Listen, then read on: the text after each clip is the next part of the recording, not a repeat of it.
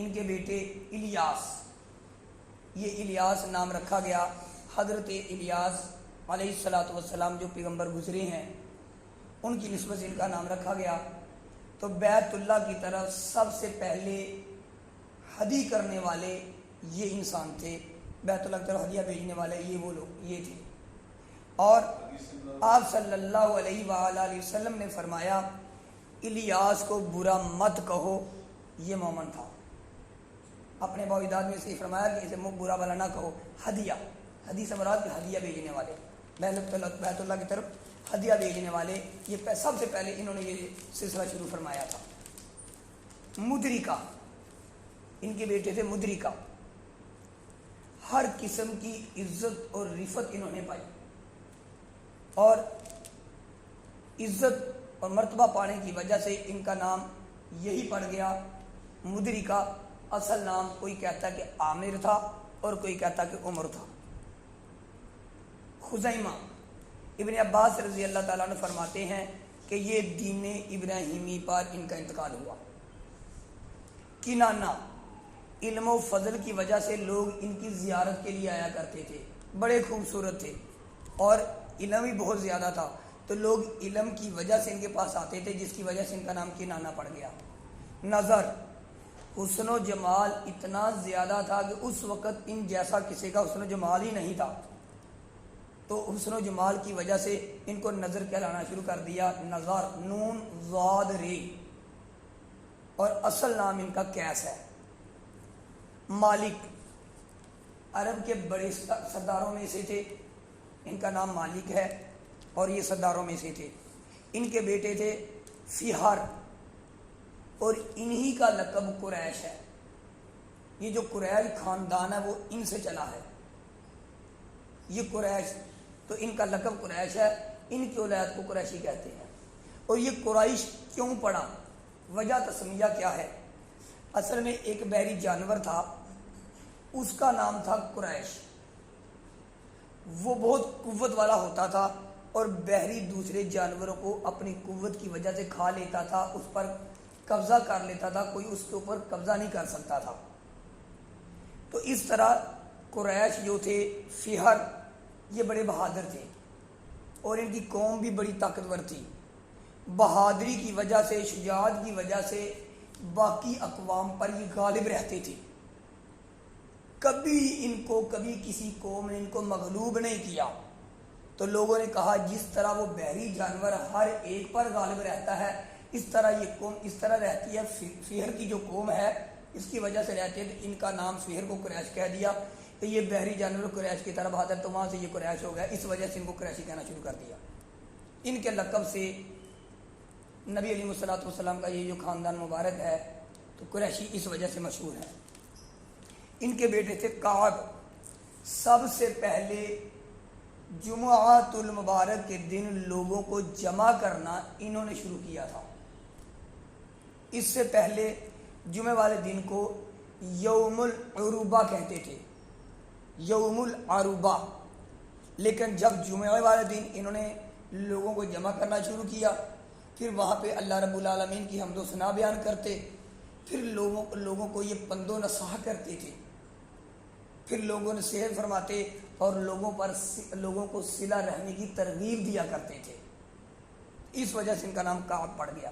ان کے بیٹے تھے مرہ، مرہ بڑے تلخ تھے، اس کا معنی ہی تلخی والا ہے، مرہ کا معنی ہے تلخی والا، یہ اپنے دشمنوں پر بہت تلخ تھے، بہت سخت تھے۔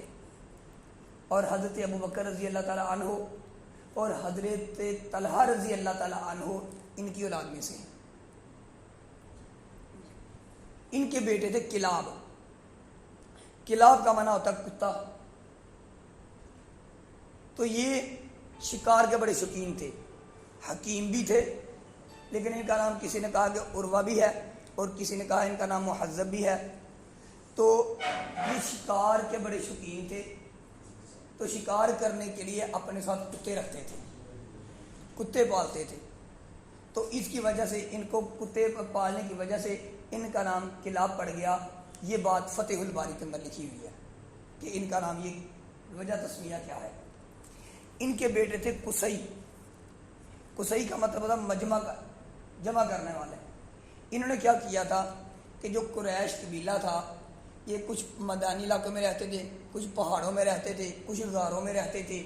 انہوں نے یہ کیا کہ تمام قبیلے والوں کو بلایا, مکہ المکرمہ میں جمع کیا اور جمع کر کے ان کو مختلف علاقوں میں جگہ دی.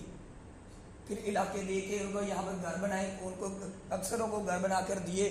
تو قریش کو جمع کرنے والے یہ تھے, تو جمع کرنے کی وجہ سے ان کا نام قصی پڑ گیا. یہ بھی حکیم تھے اور بڑے ہی دنا تھے.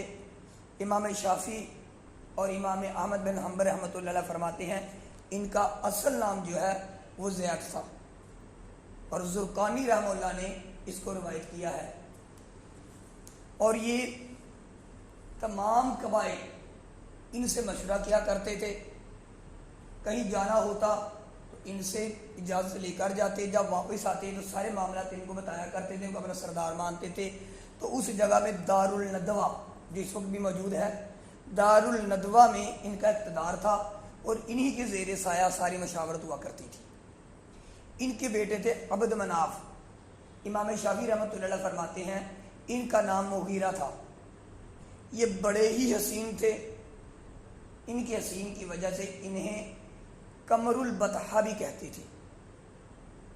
پھر ان کے بیٹے تھے ہاشم جو نبی علیہ الصلوۃ والسلام کے پردادا ہیں. یہ ہاشم امام مالک رحمۃ اللہ علیہ اور امام شافعی رحمۃ اللہ علیہ فرماتے ہیں کہ ان کا نام عمرو تھا. لیکن ہاشم کیوں مشہور ہو گیا کہ حشم سے قحط سالی ہوئی مکہ المکرمہ میں, تو حضرت ہاشم نے روٹیوں کو چورا چورا کر کے پورے اہل مکہ کو کھلایا, شرید بنا دیا اور بہت دفعہ کیا. ایک دفعہ نہیں, بہت دفعہ کیا. تو حشم کا مطلب ہے چورا کرنے والا, ٹکڑے کرنے والا. اس وجہ سے یہ روٹیاں کھلانے کی وجہ سے, روٹی توڑ توڑ کر ٹکڑے ٹکڑے کر کے روٹیاں کھلانے کی وجہ سے یہ اتنی دفعہ مطلب شرید کھلایا کہ ان کا نام ہی ہاشم پڑ گیا. بہت بڑے سخی تھے تو ان کا نام ہاشم پڑ گیا. تو فرمایا نہایت سخی بھی تھے اور نور نبوت آپ کی پیشانی پر چمکتا تھا. علماء بنی اسرائیل کے علماء جب ان کے پاس آتے تو ان کی زیارت کرتے, ان کو سجدہ کرتے, نور نبوت کو دیکھ کر انہیں سجدہ کرتے اور ان کے ہاتھوں کا بوسہ دیتے. اور سب سے پہلے انہوں نے تجارت کا سلسلہ شروع کیا تھا اور سال میں 2 مرتبہ گرمی اور سردی میں قافلے بھیجنے شروع کیے. اور ہاشم کو مختلف علاقوں سے نکاح کے پیغام آتے تھے کہ آپ نکاح کر لو. حتیٰ کہ عیسائی, یہودی, شام کے لوگ صرف اس وجہ سے کہ نور نبوت ہمارے ہاں منتقل ہو جائے تو آپ انکار کر دیتے.